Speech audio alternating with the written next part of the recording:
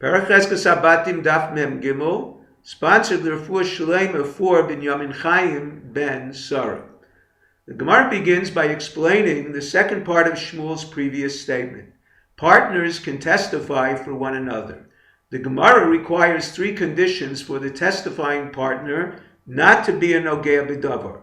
One who stands to benefit from his testimony, disqualifying him. Number one, he must relinquish his share to the partner. Number two, he must relinquish it by divestiture, renouncing one's interest or claim together with a kinyan chalipin. Although his declaration alone is not regarded as more than a wishful expression, not one that transfers ownership, in combination with a kinyan chalipin, it does demonstrate intent to convey ownership. Number three, the kabel alei achrayus, the testifying partner guaranteed to reimburse his share seized by his creditor, but not any claim against his title. He stands to gain nothing testifying on behalf of his past partner. Any challenge from his creditor, he committed to compensation. Any challenge to his original title, he did not commit to compensation. The Gemara questions the previous premise that divestiture with a kinyan and guarantee makes him a non-interested party permitted to testify for his past partner. Perhaps the partner gifted his share only to testify, as demonstrated by two rulings. Number one, residents of a community cannot judge or testify concerning a stolen or donated Sefer Torah by a dying man whose bequest is contested by his heirs. The Brises do not permit residents to divest their shares in the Sefer Torah with a kinyan in order to testify or judge. The Gemara explains this case is different. All of the residents have the same obligation to hear the Torah read. Those divesting must leave town to fulfill their obligation, an unlikely prospect. Number two, concerning a donation made by a dying person to the poor of a community, the Gemara explains this case is different as well. Residents cannot divest to testify or judge. They stand to gain because A, it refers also to a Sefer Torah.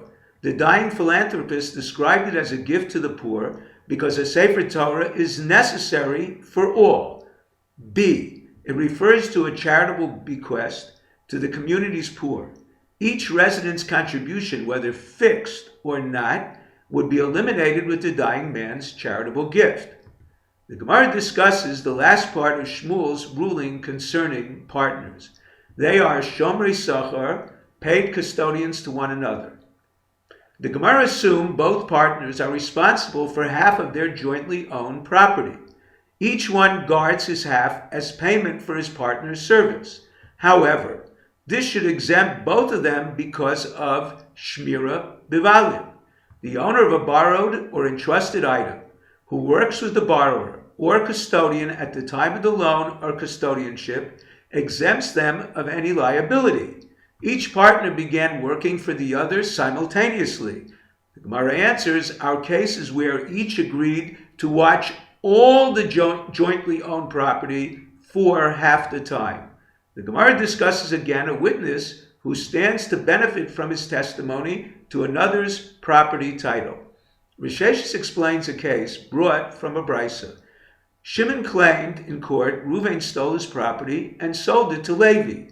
Yehuda, a fourth party, proved originally it belonged to him, not to Reuven.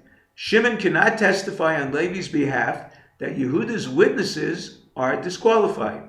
Any future testimony Shimon produces to recover the property, technically, he can use against Yehuda as well as Levi, making his testimony on behalf of Levi a non-interested party. The Gemara explains this is not so for two reasons either. Number one, Shimon prefers to contend with Levi. Number two, if Yehuda takes possession before Shimon produces witnesses, two sets of contradictory testimonies cancel each other, leaving the property in Yehuda's possession. Therefore, he prefers the land in Levi's possession where he can reverse the situation after repossessing it with his witnesses.